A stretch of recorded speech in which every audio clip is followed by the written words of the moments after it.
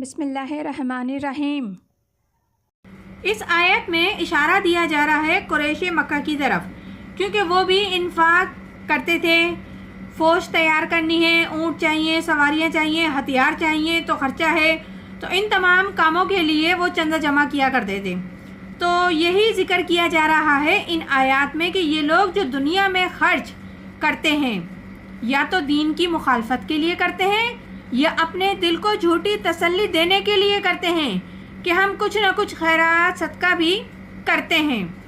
یہی سوچ کے وہ خرچ کرتے ہیں، یہی سوچ کے وہ چندہ جمع کرتے ہیں اور یہی سوچ کے وہ تیاریاں کرتے ہیں، چاہے ہمارا کردار کتنا ہی گرا ہوا ہو۔ تو ان کے انفاق کی مثال یہی ہے کہ جیسے کہ سرد زوردار آندھی ہو جس میں بہت ٹھنڈ ہو، کسی قوم کی کھیتی کو